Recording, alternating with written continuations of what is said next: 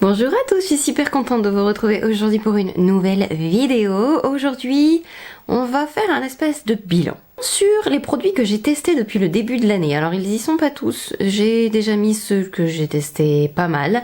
Les nouveautés, il y a 7 produits. Il y en a un qui est apparu dans mes produits déception, mais au cas où vous n'avez pas vu la vidéo, je vais mettre une petite photo parce que je l'ai déjà jeté. Et je vais vous en parler juste, voilà, il va faire partie des mascaras testés. Et ma foi, c'est parti. On va faire produit teint d'abord. Ça me semble pas mal. Produit teint, produit... ouais, c'est bien. On va commencer donc par le Wear Even de Fenty Beauty. J'adore l'applicateur, j'adore le packaging, j'adore le choix des couleurs et j'adore... comment je pourrais dire ça? Ça va pas être le mascara le plus couvrant que je possède, on est plus sur une couvrance légère à moyenne, mais sous les yeux il est magnifique. Il lisse, il ne dessèche absolument pas. Si j'en tapotais un chouïa, alors j'ai pas mis du tout ça aujourd'hui parce que je voulais un chouïa plus de couvrance, mais on va essayer de... je vais essayer de vous montrer sans faire une catastrophe.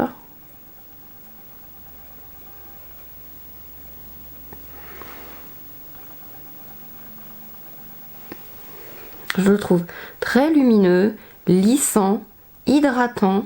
Je trouve qu'il a une excellente tenue. Si vous avez la peau mature, si vous avez la peau déshydratée sous les yeux, il est magnifique et couvrant ce qu'il faut. Alors si vous avez des cocards sous les yeux ou si c'est vraiment une journée très difficile, je vous conseillerais de mettre un correcteur en dessous, mais il est magnifique, j'adore. Il est, la texture est fine. Et c'est un régal à travailler, un des produits qui m'a le plus époustouflé depuis que j'ai commencé les tests de 2024. C'est une merveille cet anti-cerne. C'est pas le plus couvrant, mais parmi les hydratants, c'est le plus lissant. Sourcils, il y a le Build a Brow de Maybelline. J'ai fait un TikTok dessus, il me semble même que je l'ai dû le mettre en réel sur Instagram. Bref, vous avez un feutre d'un côté, donc pour dessiner les poils des sourcils, et vous avez de l'autre côté un gel. C'est 50-50, il y a un côté j'adore, l'autre côté je trouve qu'il sert à rien. Le côté feutre, c'est une merveille. Il fait des poils tellement fins et facile à utiliser et facile à manipuler. Enfin ça tient bien, il n'y a pas de raison impossible de... je vais en mettre partout, impossible de se tromper. Et la matière est pas non plus trop intense, donc je trouve que c'est facile à repasser par dessus, vous savez, sans que ça fasse d'effet de matière ou que ça bouloche après quand on veut mettre le gel. Et alors le gel de l'autre côté par contre, je trouve qu'il ne sert à rien, il ne tient rien et il serait dû juste faire le feutre, honnêtement.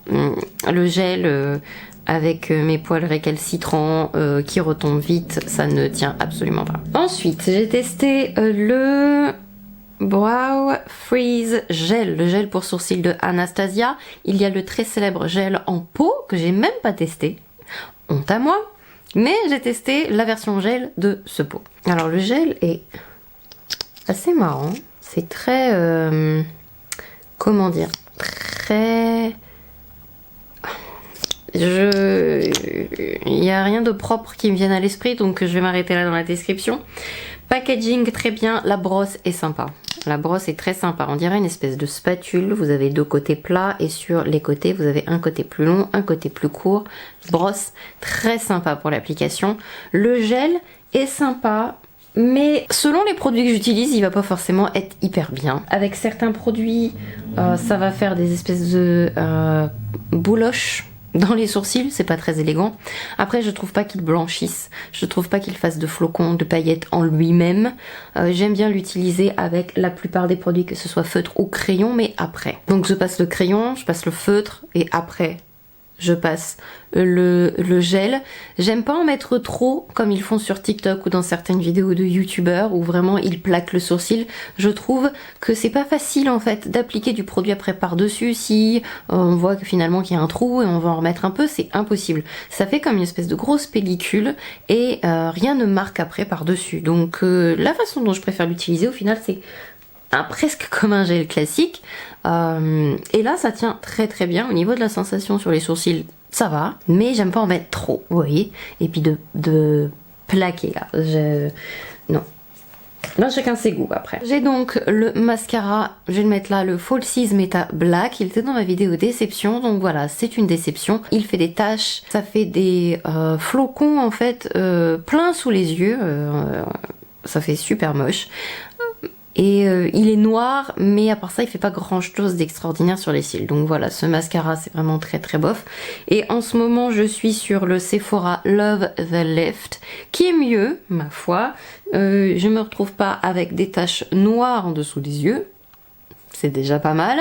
Il faut faire attention, par contre, il est pas waterproof et si vous clignez trop frénétiquement des yeux après avoir appliqué votre spray, ça me fait ça avec aucun mascara, sauf celui-là, vous pouvez avoir des taches. Si vous avez une meilleure chance que moi au niveau du...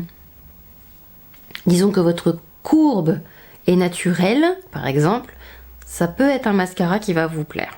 Ensuite, il me reste 2 produits lèvres. Ceux-ci, je crois que c'était dans une vidéo favori aussi. Il y a des choses où j'ai du mal à garder... Il fallait que je vous en parle tout de suite, je ne peux plus attendre la vidéo récap. Bref, c'est l'huile Lip Comfort Oil de Clarins. Cette huile, elle est magnifique. Elle sent bon en plus. Elle est un peu colorée, elle tient assez longtemps sur la bouche. C'est hydratant, ça fait glossy. J'adore l'applicateur, il est tout doux.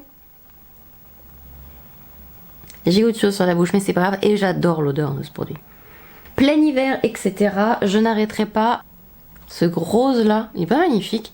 Je n'arrêterai pas d'utiliser mon produit Lanolips Chérie ou le Rêve de miel de Nuxe la nuit. Je trouve que ça va pas être aussi nourrissant pour les lèvres, surtout en plein hiver. Ça à utiliser seul, c'est pas suffisant. Par contre, la journée pour parfaire l'entretien que vous faites la nuit, eh bien ma foi, c'est très très bien. Et j'adore l'odeur. J'adore utiliser ce produit. Un petit crayon même, juste, voilà, ou juste sur la bouche comme ça.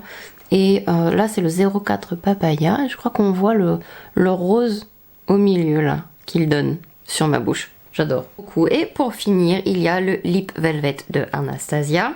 La couleur que j'ai, c'est Kiss. Je vais vous montrer l'embout. J'en ai foutu partout. Biseauté.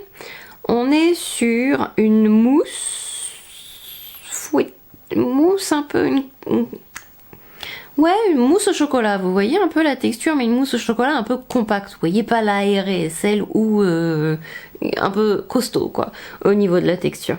Et c'est, je pense, le produit de ce genre là que j'ai préféré.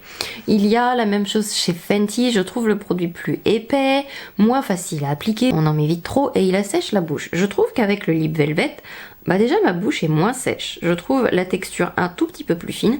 Après c'est, je vais dire, oui voilà, c'est une question de vraiment de préférence personnelle, mais du espèce de velvet truc bidule chouette pour la bouche, mon préféré, bah du coup c'est celui-là. Et le packaging est vraiment très joli. Alors j'ai un petit doute sur la prise en main du bouchon, mais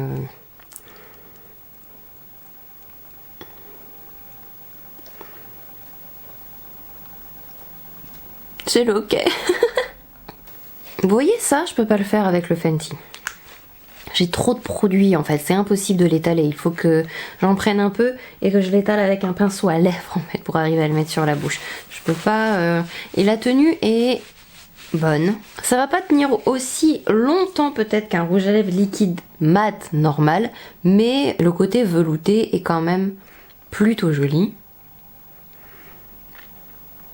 Et ce que j'aime bien, c'est qu'il m'assèche pas la bouche. La bouche va toujours paraître un peu plus sèche que si vous avez mis un satiné ou un gloss. Mais ça, c'est logique. Je trouve quand même que ça fait moins sec que la plupart des rouges à lèvres liquides mat. J'espère que cette vidéo vous a plu. On a vu voilà, les 7 produits que j'avais envie de vous parler. Donc j'avais envie de faire un récap après ces semaines de tests. Je vous fais plein de gros bisous. Soyez sages. En attendant la prochaine vidéo, j'ai hâte de vous retrouver bientôt. Plein de gros bisous à vous. Bye bye.